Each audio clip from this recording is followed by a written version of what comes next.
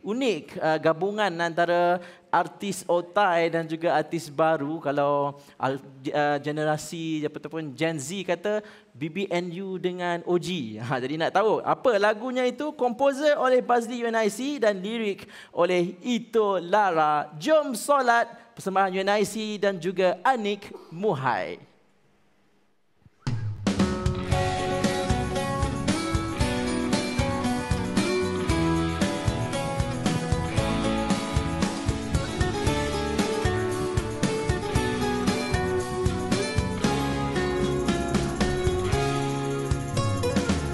Ingatlah ibu ayah selalu berpesan, solat jangan pernah ditinggalkan. Ai jom solat, ai jom zuhur, ai jom asar, maghrib, isyak dan subuh.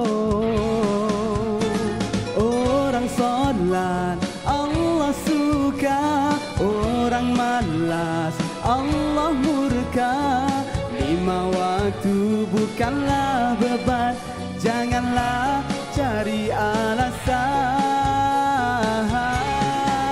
Rabbighfirli warhamni wajburni warfa'ni warzuqni wahdini wa'afini wa'fu anni.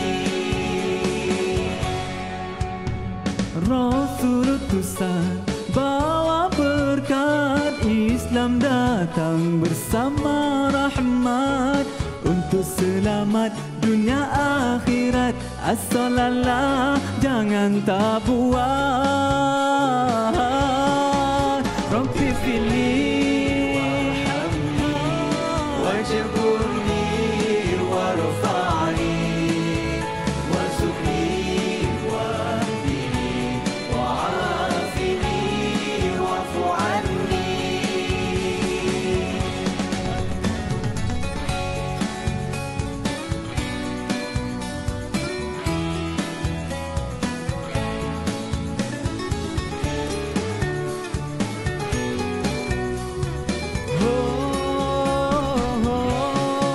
Rabbighfirli warhamni wajburni warfa'ni warzuqni wahdini wa'afini wa'fu anni.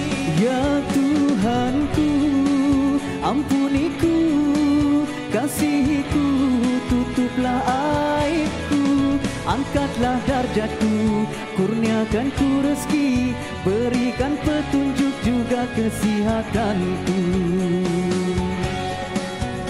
Jom solat.